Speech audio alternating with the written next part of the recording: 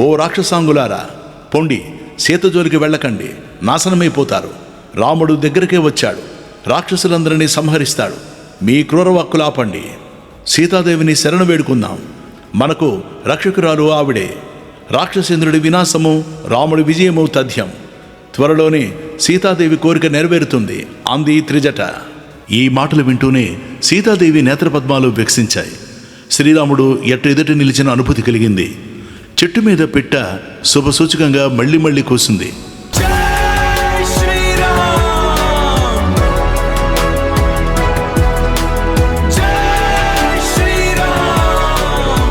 అయినా భయం, మళ్ళీ దుఃఖం కమ్ముకుంది. రావణాసుడు పెరిగిన ఆ మాటలు విన్నాక సీత సింహాన్ని చూసిన ఏనుగు పిల్లలా గజగజలాడిపోయింది. అరణ్యంలో చిక్కుకున్న పసి పిల్లలాగా రోధించింది. అకాలంలో మృత్యువు కూడా కరుణించదనే మాట వాస్తవమే కదా. నా హృదయం వజ్రం కాబోలు, ఇంకా పగిలిపోకుండా ఉంది. రేపో మాపో ఈ రాక్షసుడు నన్ను ముక్కలు ముక్కలు చేసేస్తాడు. గర్భస్థ శిశువును శస్త్రాలతో చిదిపేసినట్టు నన్ను నరికేస్తాడు. హా రామ, హా లక్ష్మణ, నడి సముద్రంలో పెను తుఫానులో చిక్కుకున్న నావలా ఉంది నా బ్రతుకు. నా లోపమే ఇంత చేసిందా? ఆ మాయ మృగాన్ని చూసి లక్ష్మణుని దూరం చేసుకున్నాను. ప్రభు, రాక్షసుల చేతిలో దారుణంగా, దీనంగా, అనాథలాగా చచ్చిపోబోతున్నాను. రామ, నేను మాత్రం నిన్నే ధ్యానించుకుంటూ ప్రాణత్యాగం చేస్తున్నాను. విషమిచ్చేవాడు కూడా ఈ రాక్షసపురంలో నాకు అందుబాటులో లేరు. ఇది నా దురదృష్టం. ఇలా పరిపరి విధాలా దుఃఖిస్తూ జానకీదేవి చివరికి తన కేశపాసాన్ని 2 పాయలుగా తీసి మెడకు ఊరి బిగించుకొని చనిపోవడానికి నిశ్చయించుకుంది. అలా ఊరి బిగించి పట్టుకొని చివరిసారిగా రామలక్ష్మణుల్ని తలుచుకుంటోంది. అంతలో శుభసూచకంగా ఎడమ కన్ను అదిరింది. అదరడమే కాకుండా కొరణులో చేపపిల్ల కుదిపిన పద్మల్లా పదే పదే కదిలింది. ఎడమ భుజం కూడా అదిరింది.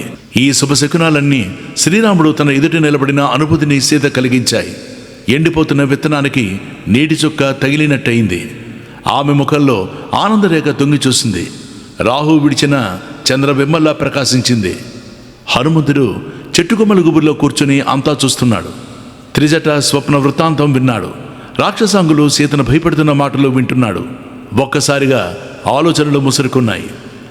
ఏ మహాసద్విని వెతకడం కోసం కోట్ల సంఖ్యలో వానర వీరులు దశ దిశలా వెళ్లారో ఆ సీతాదేవి నాకు కనిపించింది.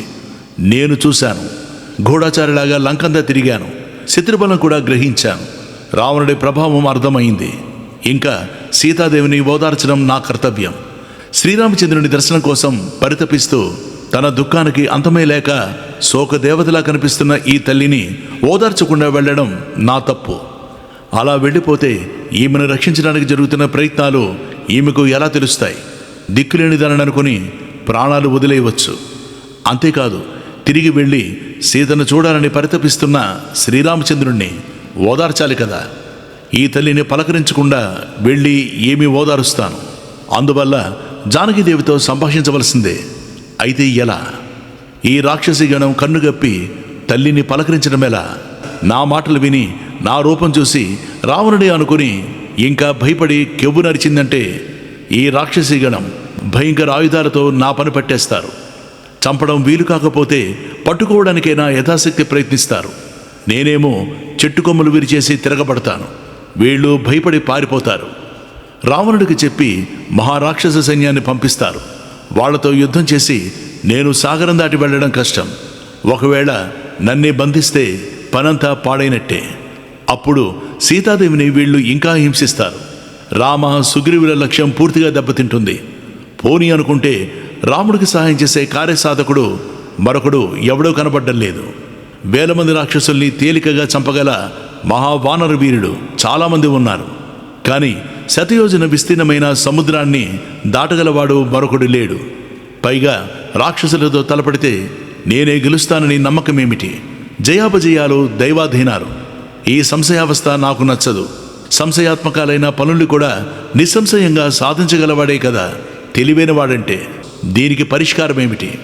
దోతగా వచ్చినవాడు చేతగానవాడైతే జరిగే పనులు కూడా చెడిపోతాయంటారు. తమను తాము మహామేధావులుగా సంభావించుకునే దోతలు రాజకార్యాలను భంగపరుస్తుంటారు. సముద్ర లంఘనం వృధా కాకుండా కార్యం చక్కబెట్టాలి. నా పలుకులు నా తల్లి వినాలి. విన్న వెంటనే ఉద్వేగపడకుండా ఉండాలి. అలా నేను ప్రారంభించాలి. అంటే రామవంశాన్ని, రామ బంధువులకు కీర్తించాలి. రాముడి మాటలు వినపడాలి. అప్పుడు తన దృష్టిని ఇటు మళ్లిస్తుంది. హనుమంతుడు ఇలా తర్కించుకుని ఒక నిర్ణయానికి వచ్చాడు. మధుర స్వరంతో గుబురులోంచి ప్రారంభించాడు.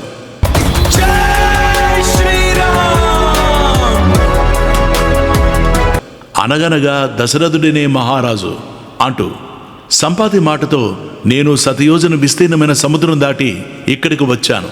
రాముడు వర్ణించినట్టే ఉన్న సీతాదేవిని చూశాను అని ఆగాడు హనుమంతుడు. సీత ఆశ్చర్యపోయింది. తలెత్తి చెట్టుకేసి పరిశీలనగా చూస్తుంది. తెల్లని వస్త్రం ధరించి మెరుపు ముద్దలా ఉన్న హనుమంతుడు కనిపించాడు. కన్నులు బంగారంలా మెరుస్తున్నాయి. ఏమిటి రూపమని సీత భయపడింది. రామలక్ష్మణుడి తలుచుకుంటూ లోపలే కుమిలిపోయింది. ఇది స్వప్నమేమో అనుకుంది. కలలో కోతి కనిపించడం అశుభమన్నారు కదా. రామలక్ష్మణులకు జనక మహారాజుకు శుభముగుగాక అని మనసులోనే ఆకాంక్షించింది. నిద్రయేరా అని నాకు కల ఎక్కడిది. బహుశా రాముణ్ణి తలుచుకుంటున్నాను కాబట్టి అలా కథ వినబడినట్టు భ్రాంతి పడ్డానేమో. కానీ పలుకుతున్న వ్యక్తి రూపం స్పష్టంగా కనపడుతోంది. అంటే ఇది భ్రాంతి కాదు అని అయోమయంలో పడింది సీత. ఇదే సమయంలో హనుమంతుడు మెల్లగా చెట్టు దిగాడు. వినయంగా సాష్టాంగపడ్డాడు. తల ఉంచి నమస్కరిస్తూ మధుర స్వరంతో ప్రశ్నించాడు. ఓ అనిందిత, ఈ చెట్టు కొమ్మను పట్టుకుని నిలబడ్డావు. ఎవరు నువ్వు? పద్మదళాల నుంచి నీరులాగా నీ కన్నుల నుంచి కన్నీళ్లు స్రవిస్తున్నాయి. కారణమేమిటి? సురగంధర్వ రాక్షస యక్ష కిన్నెరుల్లో నువ్వు ఏ జాతికి చెందిన దానివి? సాముద్రిక లక్షణాలు బట్టి చూస్తే ఎవరో రాజుకు పట్టమహిషిగా కనిపిస్తున్నావు. జనస్థానం నుంచి రావణుడు అపహరించి తెచ్చిన సీతవా నువ్వు? అయితే నీకు శుభమగుగాక అన్నాడు వినయంగా స్పష్టంగా. సీతాదేవి ఆ మాటలు వింది. రామగుణ సంకీర్తనకు ఆనందంతో పరవశించింది. హనుమంతుడికి బదులు చెప్తూ తన కథంతా చెప్పింది. ఈ భూప్రపంచంలో రాజశ్రేష్ఠుడైన దశరథుడికి నేను కోడలిని, మహాత్ముడైన జనకరాజుకు కూతుర్ని, సీతను, ధీమంతుడైన శ్రీరాముడికి భార్యను. 12 సంవత్సరాలు రాముడితో అంతఃపుర సౌఖ్యాలు అనుభవించాను. 13వ ఏట రాముడికి పట్టాభిషేకం జరగబోతుంటే కైక మమ్మల్ని వనవాసానికి పంపించింది. పట్టాభిషేకం కన్నా పితృవాక్య పరిపాలనమే నా రాముడికి ఇష్టం. నా రాముడు ఎవరికైనా ఏదైనా ఇస్తాడే తప్ప ఎవరి నుంచి ఏది పుచ్చుకోడు. ఎన్నడూ అప్రియం పలకడు. ప్రాణాల మీదకి వచ్చినా సరే ఈ నియమాలు తప్పని సత్యపరాక్రముడు. నా జీవితానికి రావణుడు అనుగ్రహించిన గడువు మరో 2 మాసాలు ఉంది. ఆ పైన నేను ప్రాణాలు విడవడం ఖాయం అని బాధపడింది. ఈ మాటలు విని హనుమంతుడు, ఓ జానకీదేవి, నేను రాముడి సందేశంతో వచ్చిన దూతని. రాముడు క్షేమంగా ఉన్నాడు. నీ కుశల వార్తను తెలుసుకోవాలనుకుంటున్నాడు. లక్ష్మణుడు నీకు శిరస నమస్కరిస్తున్నాడు అన్నాడు. రామలక్ష్మణుల కుశల వార్త వినగానే సీతాదేవి ఆనందంతో పులకించింది. జీవించి ఉంటే 100 ఏళ్లకైనా ఆనందం ప్రాప్తిస్తుందంటారు. ఈ లోకోక్తి నిజమే సుమా. ఈ మాటలు వింటూ హనుమంతుడు 2 అడుగులు ముందుకు వేశాడు. అతడు దగ్గరకు వస్తున్న కొద్దీ సీతాదేవి రావణుడిగా శంకించింది. అయ్యో, ఎంత పొరపాటు చేశాను. అంతా చెప్పేశానే, వీడు వానర రూపంలో వచ్చిన రావణుడే అనుకుంటూ వివసురాలై చెట్టుకొమ్మను విడిచి నేలపై చతికిలబడింది. ఇది గుర్తించిన హనుమంతుడు 2 చేతులు జోడించి సవనీయంగా నమస్కరించాడు. కాని భయభ్రాంతురాలు ఆ తల్లి తల పైకెత్తి చూడడమే లేదు. కొంతసేపటికి తెప్పరెళ్ళి తల పైకెత్తింది. తనకు నమస్కరిస్తున్న వానర వీరును చూసింది. సుదీర్ఘంగా నిట్టూర్చింది. నువ్వు వానర రూపంలో వచ్చిన మహామాయావి రావణుడివే అయితే నాకు మరింత దుఃఖం కలిగిస్తున్నావు. అది నీకు మంచిది కాదు, ఉచితం కాదు. ఉపవాసంతో కృషించి దుఃఖంలో ఉన్న నన్ను మళ్ళీ మళ్ళీ ఇలా హింసించడం నీకు తగదు. నిజంగా రాముడి దూతవే అయితే నీకు మంచి జరుగుతుంది. కపిశ్రేష్ఠి, రామకథను వినిపించు, రాముడి గుణగణాలు వివరించు అని అడిగింది. హనుమంతుడు చెవుల పండుగగా మధుర స్వరంతో రామగుణ కీర్తనం మొదలుపెట్టాడు. ఓ సీతాదేవి, నిన్ను అపహరించి తెచ్చినందుకు రావణుడికి తగిన శాస్తి త్వరలోనే జరుగుతుంది. నీవే చూస్తావు అంటూ శ్రీరాముణ్ణి, అతడి గుణగణాన్ని వర్ణించాడు. ఆ రాముడు పంపిన దూతగా నీ సన్నిధికి వచ్చాను. నీ వియోగంతో దుఃఖిస్తున్న రాముడు నిన్ను కుశలం అడిగాడు. నీ మరిది లక్ష్మణుడు నమస్కారాలు తెలియజేయమన్నాడు. రాముడికి ప్రియమిత్రుడు మా వానర మహారాజు సుగ్రీవుడు నీ క్షేమమడిగాడు. రామలక్ష్మణ సుగ్రీవులు నిన్ను తలుచుకోని క్షణం లేదు. అదృష్టవశాత్తు ఈ రాక్షసి గణంలో నీవింకా బ్రతికే ఉన్నావు. ఈ ముగ్గురిని త్వరలోనే చూస్తావు. నేను సుగ్రీవుడికి మంత్రిని. సముద్రం దాటి లంకలో ప్రవేశించాను. పరాక్రమాన్ని నమ్ముకొని ఇలా నిన్ను చూడ్డానికి వచ్చాను. నన్ను నమ్ముదేవి, నా మాటలు విశ్వసించు తల్లి అన్నాడు హనుమ. ఈ మాటలు విన్నాక సీతాదేవి మనస్సు కొంత ఊరడిల్లింది. మధుర స్వరంతో, వానరోత్తమ, నిన్ను రాముడు ఎక్కడ కలిశాడు? సౌమిత్రి నీకు ఎలా తెలుసు? నరులకు వానరులకు స్నేహం ఎలా అయింది? వీడితో పాటు రామలక్ష్మణుల రూపాలు, శరీర లక్షణాలు కూడా వివరించు. అప్పుడు నా సంకలన్నీ తొలగిపోతాయి. నిన్ను విశ్వసిస్తాను. సీత హృదయం గ్రహించిన హనుమంతుడు రామలక్ష్మణుల్ని వర్ణిస్తూ, వైదేహి, రాముడు కమలపత్రాక్షుడు, దయాసింధువు, తేజస్సులో సూర్య సమానుడు, ఓర్పులో భూసముడు, బుద్ధిలో బృహస్పతి, యశస్సులో దేవేంద్రుడు, సర్వ ప్రాణులకు రక్షకుడు, తన శీలాన్ని ధర్మాన్ని రక్షించుకునే నేర్పరి, శత్రు వినాశకుడు. ఇలా ప్రారంభించి నఖశక్య పర్యంతము అంగుళాల కొలతలతో సహా వర్ణించాడు. సత్యధర్మపరుడు, సంగ్రహ అనుగ్రహ సమర్థుడు, దేశకాల విభాగజ్ఞుడు, సర్వలోక ప్రియంవదుడు అయిన ఈ రాముడికి అన్ని విధాలా సరిపోయినవాడు లక్ష్మణుడు. పురుష సింహాలిద్దరూ నీకోసం భూలోకమంతా గాలిస్తూ ఋష్యముఖ పర్వతం సమీపించారు. అన్నగారిన వాలి అవమానిస్తే సుగ్రీవుడు ఆ ఋష్యముఖం మీద ఉంటున్నాడు. ధనుర్ధారులై వస్తున్న రామలక్ష్మణుల్ని అల్లదు దూరంలో చూసి వాలి పంపిన వీరులుగా భ్రమించి సుగ్రీవుడు భయపడిపోయాడు. వారెవరో తెలుసుకురమ్మని నన్నే దూతగా పంపించాడు. నేను వెళ్ళి రామలక్ష్మణుడితో మాట్లాడాను. సత్యం తెలుసుకున్నాను. నా భుజాలపై ఎక్కించుకుని తెచ్చి సుగ్రీవుడికి పరిచయం చేశాను.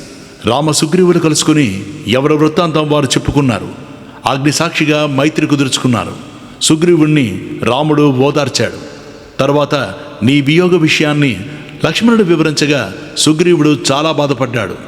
రావణుడి చేత అపహరించబడిన నువ్వు ఆకాశాలు వెడుతూ నేల మీదకు వదిలిన ఆభరణాల మూటను తెప్పించి రాముడికి చూపించాడు.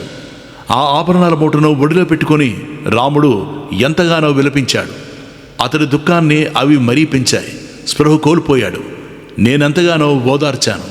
అమ్మ, నువ్వు కనిపించక రాముడు ఒక దుఃఖాగ్ని పర్వతంలాగా ఉన్నాడు తల్లి. నిద్ర లేదు, ఏ వస్తువు పట్ల ఆసక్తి లేదు, శోకంతో కుమిలిపోతున్నాడు. తొందరలోనే రావణ సంహారం పూర్తి చేసి నిన్ను సమీపిస్తాడు. శ్రీరామ సుగ్రీవులిద్దరూ వారిని సంహరించడానికి ఒప్పందం కుదుర్చుకున్నారు. ప్రతిజ్ఞ మేరకు రాముడు వారిని సంహరించాడు. సుగ్రీవుణ్ణి వానర సామ్రాజ్యానికి పట్టాభిషిక్తుని చేశాడు. ఇలా రామ సుగ్రీవులకు మైత్రి ఏర్పడింది. వారి దూతగా నేనొచ్చాను. నన్ను హనుమంతుడంటారు తల్లి. తన సింహాసనాన్ని తిరిగి పొందిన సుగ్రీవుడు సర్వ వానర వీరుల్ని రప్పించి నిన్ను అన్వేషించడం కోసం అన్ని వైపులకు పంపించాడు. మేమంతా అలా బయలుదేరాం.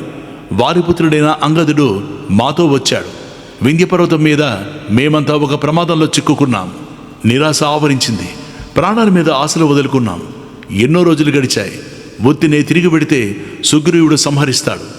ఆ భయంతో అందరం కలిసి అక్కడే ప్రాణాలు విడవడానికి నిశ్చయించుకున్నాం. వైదేహి కనిపించలేదు. మా తండ్రి వాలి వధించబడ్డాడు. జటాయువు చనిపోయాడు.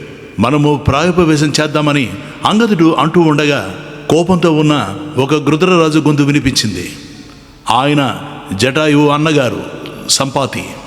తన తమ్ముడు ఎప్పుడు ఎక్కడ ఎవరి చేత సంహరించబడ్డాడో చెప్పండి అంటూ కోపంతో మమ్మల్ని అడిగాడు. అంగదుడు జరిగిందంతా చెప్పాడు. దుఃఖిస్తూ సంపాతి నువ్వు లంకలో ఉన్నావని తెలియజేశాడు. దానితో మాకు ఆశలు చిగురించాయి.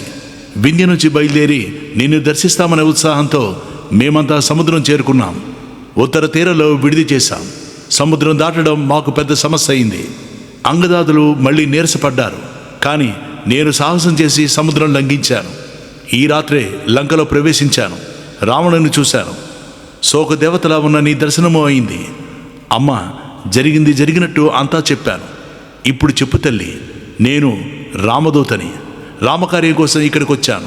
సుగ్రీవుడి మంత్రిని, వాయునందనుడిని. సర్వశస్త్రాస్త్రాల్లో నైపుణ్యం కలవాడైన శ్రీరాముడు కుశలంగానే ఉన్నాడు. అన్నగారి సేవకు అంకితమైన లక్ష్మణుడు క్షేమమే. నా అదృష్టం బాగుంది. నీ దర్శనం లభించింది. ఇంకా మా వానర సమూహానికి భయం లేదు. నేను వెళ్ళి నువ్వు జీవించి ఉన్న వార్తను తెలియజేస్తాను. దైవవశాత్తు సముద్ర లంఘనం వ్యర్థం కాలేదు. నిన్ను దర్శించిన కీర్తి నాకు దక్కడం నిజంగా అదృష్టం. మహాబలవంతుడైన కపీశ్వరుడు కేసరి మా తండ్రి. ఆయన మాల్యవత్ పర్వతం నుంచి గోకర్ణం వెడుతూ మధ్యలో దేవర్షుల కొరకై పుణ్యతీర్థంలో సంభసాధనుడు అనే రాక్షసుని సంహరించాడు.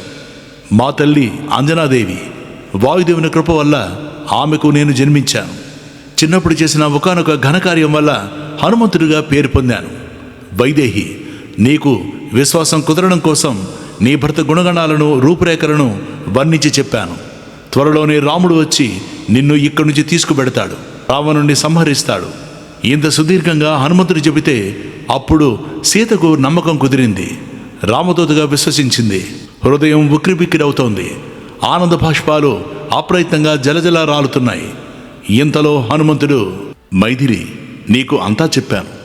ఓరడిల్లు తల్లి, నేను ఏం చేయాలో ఆజ్ఞాపించు, మరి నేను తిరిగి వెళ్ళాలి అన్నాడు. సీతాదేవి ఏమీ బదులు పలకలేదు. దానితో హనుమంతుడు మళ్ళీ, ఇదిగో రామనామాంకితమైన అంగుళీకం, నీకు నమ్మకం కుదరడం కోసం శ్రీరాముడు పంపించాడు, అందుకో అని ఇచ్చాడు.